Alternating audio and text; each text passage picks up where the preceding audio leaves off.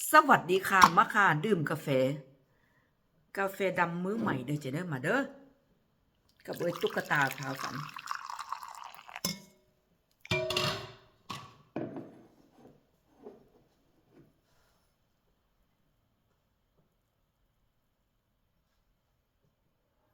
กาแฟดำหอมๆค่ะ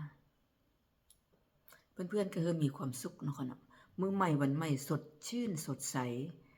สุขภาพแข็งแรงกันทุกครอบครัวค่ะคำพูดเรามีเวลาค่ะแวะมาจิบกาแฟน้ำเอ้ยค่ะ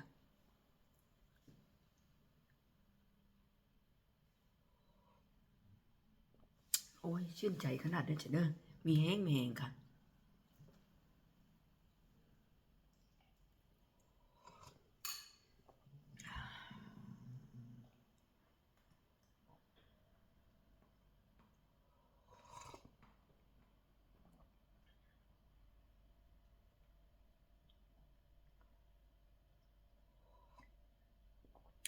ทางยุโรป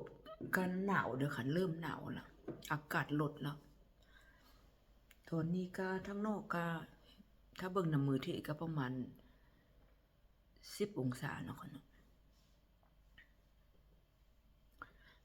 มื้อนี้มันสิประมาณ15 องศากรมอุตุเพิ่นบอกแดดนี่ก็บ่เว้าดอกค่ะมันบ่ค่อยมีเพราะว่ามันสิเป็นอากาศมืดๆอากาศมัวๆสลัวๆสลึมสลัวซั่นค่ะท้องฟ้าสีอันเทาๆซะแต่ว่าถ้าช่วงเดือดแดดออกแดดก็มีอยู่เด้อค่ะดิสิออกเนาะนิดนึงพอแลๆเนี่ยค่ะแล้วมันก็หายไปเพราะก้อนเมฆมันเยอะ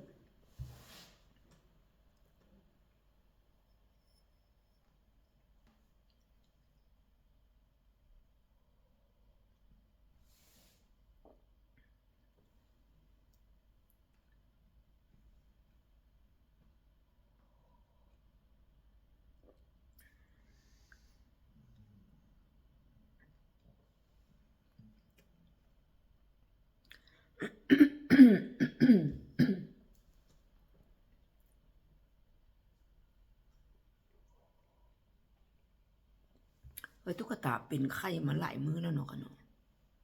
คิดว่าเสาร์แล้วว่าเป็นอันเป็นเสียงเสียง echo บ่เสียงแหบๆดังเทื่อก็นึกว่าเสาร์มาหลายอันเป็นอาทิตย์แล้วเด้อค่ะว่ามันเป็นเสียงเซ็กซี่เนาะค่ะเนาะก็บ่ว่ากันหมาดคอฟังซะเลยตอนเช้าๆทางยุโรป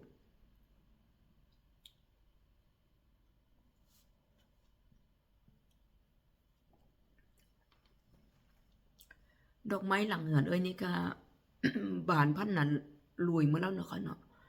ก็เหลือเป็นนะก็ย่อมก็แย่มว่างั้นเถอะแต่ว่าอันพันก็ยังมีบานเนอได้ชื่นชมอยู่เด้อค่ะ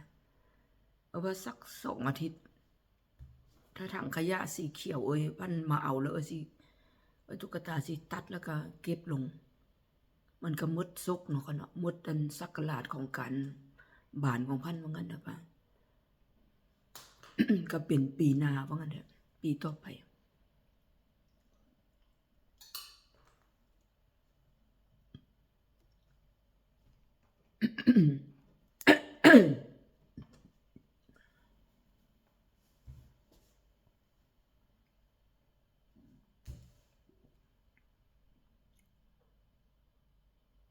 มีลมน้อยนึง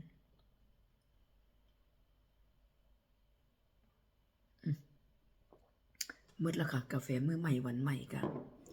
ไปตามกาลเวลาเนาะค่ะเนาะดื่มกาแฟกันก็หมดถ้วยแล้วก็ลากันไปแม่นบ่ค่ะคือเพื่อนๆมีความสุขทุกบ้านทุกคนขอบคุณหลายๆที่มานั่งแฮงกินกาแฟกับเอยนะคะเนาะทุกมื้อก็มีแต่คำว่าขอบคุณค่ะได้พ้อหน้ากันก็ได้ยินเสียงกันเนาะค่ะเนาะ